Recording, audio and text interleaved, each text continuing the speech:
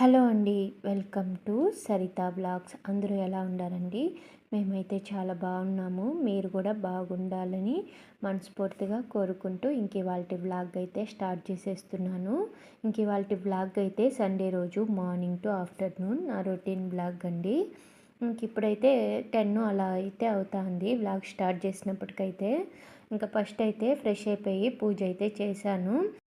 మా డింపుల్కి అయితే ఇవాళ కూడా స్కూల్ అయితే ఉన్నింది. అంటే 10th క్లాస్ కదా, తనకైతే క్లాసులు అయితే ఉంటాయి. ఆఫ్టర్నూన్ వచ్చేస్తానని చెప్పాడు. అందుకే నా పనులన్నీ పూర్తి చేసుకొని ఫ్రెష్ అయిపోయి ప్రశాంతంగా పూజ అయితే చేసేసాను.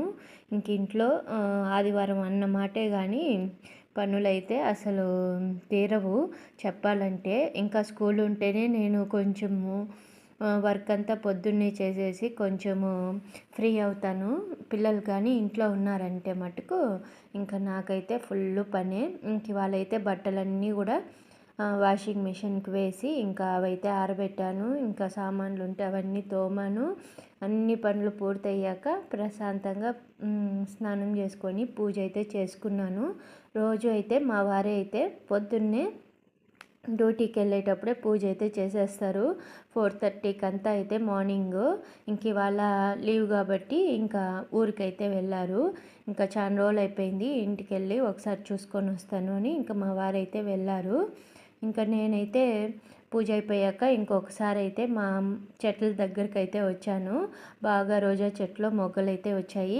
మనీ ప్లాంట్కి కూడా దారం అయితే కట్టించాను. కొంచెం బాగా పెరుగుతుంది, దానికి సపరేట్గా దారం అయితే కట్టండి అని చెప్పి కట్టించున్నాను. 2 రకాల మనీ ప్లాంట్లు అయితే ఉన్నాయి. వాటికి సపరేట్గా అయితే ఒకటి ఇంటికల్లా వెళ్ళేటట్టు, ఒకటి చెట్ల కల్లా వెళ్ళేటట్లు అయితే 2 అయితే కట్టించాను విడివిడిగా అయితే. ఇక్కడ ఈరోజు మా వారు లేరు, డింపులు స్కూల్కి వెళ్ళిపోయారు కాబట్టి చికెన్ తెచ్చి ఇచ్చే వాళ్ళు అయితే లేరు. అందుకే నేను పాప ఉన్నాము. వెళ్ళి తెచ్చుకోవచ్చు దగ్గరే, కానీ ఎందుకులే ఏదో ఒకటి చేసుకునేద్దాము. నైట్కి మా వారు వచ్చాక మళ్ళీ ఏదైనా చేసుకుందాంలే అని చెప్పి ఫస్ట్ అయితే రైస్ అయితే కడిగి పెట్టాను. ఎగ్ కర్రీ చేద్దామని. మళ్ళీ సర్లే ఇంకెందుకులే కర్రీలాగా లైట్గా ఎగ్ బిర్యానీ లాగా అయితే చేసేద్దాము అనేసి అదైతే స్టార్ట్ చేశాను. స్టార్ట్ చేసేసాక మళ్ళీ గుర్తొచ్చింది పుదీనా లేదని. సర్లే ఉండే వాటితోనే సింపుల్గా అయితే చేసేస్తున్నాను. ముందుగా అయితే రైస్ కడిగి పెట్టుకొని సరిపడా ఒక గ్లాస్కి 2 గ్లాసులు నీళ్ళు లెక్కన పోసి అయితే కుక్కర్లో రెడీగా పెట్టేశాను. పెనంలో ఆయిల్ ఒక 2 స్పూన్లు వేసి అది వేడెక్కాక బిర్యానీ దినుసులన్నీ వేసి అది కొంచెం వేగాక ఆనియన్స్, పచ్చిమిర్చి, అల్లం వెల్లుల్లి పేస్ట్ వేసి బాగా ఫ్రై అయితే చేస్తున్నాను. ఆల్రెడీ ఎగ్స్ అయితే బాయిల్ చేసి పక్కన పెట్టుకునేసాను. ఇది కొంచెం వేగాక కరివేపాకు వేసాను. కరివేపాకు కూడా బాగా వేగాక 2 టమోటాలు అయితే తరిగి పెట్టుకున్నాను సన్నగా అయితే. అది కూడా వేసేసి కొంచెం బాగా దగ్గర పడే వరకు ఫ్రై అయితే చేసుకుంటున్నాను.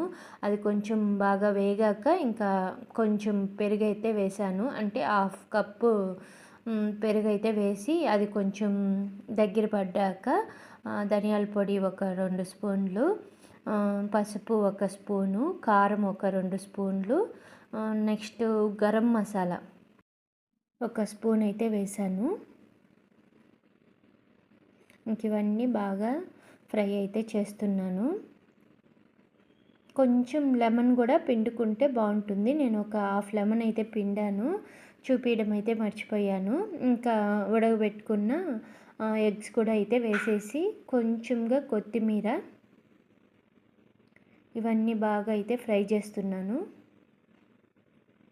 పుదీనా ఉంటే పుదీనా వేసుకుంటే చాలా బాగుంటుంది. లేదు కాబట్టి నేను ఓన్లీ కొత్తిమీర అయితే వేసి అది కొంచెం బాగా ఫ్రై అయ్యాక ముందుగా నేను నానబెట్టుకున్న రైస్లోకి అయితే వేసేస్తున్నాను. ఈ టైంలో ఉప్పు ఒకసారి చూసుకొని వేసుకుంటున్నాను. నేను వేసిన ఉప్పు తక్కువ అనిపించి మళ్ళీ అయితే వేశాను. వేసి మొత్తం ఒకసారి బాగా కలిపేసి ఉప్పు ఒకసారి చూసుకొని సరిపోయిందా లేదా ఈ టైంలోనే చూసుకునేవాలి. ఇంకా కుక్కర్ మూత పెట్టేసామంటే ఇంకా రైస్ అయిపోయి బయట వస్తుంది. ఇంకా మధ్య మధ్యలో చూడలేము. ఇంకా ఒకేసారి ఇప్పుడే చూసుకొని హై ఫ్లేమ్లో 2 విజిల్లు అయితే రానిచ్చుకున్నాను మూత పెట్టి అయితే. నా వంట అయిపోయేసరికి ఇంకా మా డింపుల్ కూడా వచ్చేసాడు. 12:30, 12:40 ఆ టైంలో వచ్చాడనుకుంటా. ఇంకా కరెక్ట్గా మా రైస్ కూడా అయిపోయింది. నేను ఇంకా మా పిల్లలిద్దరూ అయితే ఈ ఎగ్ బిర్యానీని అయితే మేము ఈ సండే అయితే చాలా బాగా అయితే ఎంజాయ్ చేసాము. చాలా సింపుల్ రెసిపీనే, చాలా ఈజీగా అయిపోతుంది. ఎక్కువ శ్రమ పడాల్సిన అవసరమే ఉండదు. మా పిల్లలు నేను ఉన్నానంటే, మా వారు లేకపోతే మేము ఇలాగా ఈజీగా అయిపోయే రెసిపీస్ చేసుకోవడానికి బాగా ఇష్టపడతాము. పిల్లలు కూడా బాగా ఎంజాయ్ చేస్తారు. ఎవరు లేదు వాళ్ళ నాన్న ఉంటే ఇంకా నేనైతే అన్నీ మ్యాక్సిమం చేస్తాను. ఎందుకంటే సండే ఒకరోజే మా వారి ఇంట్లో ఫుల్గా తింటారు. ఇంకా మార్నింగ్ వెళ్ళిపోతే అసలు టిఫిన్ కూడా తినరు ఇంట్లో అయితే. డ్యూటీకి వెళ్ళిపోయి ఇంకా డ్యూటీలోనే మార్నింగ్ టిఫిన్ కానీ లంచ్ కానీ చేసేసి వస్తారు. ఓన్లీ నైట్ టైం మాత్రమే ఇంట్లో తింటారు.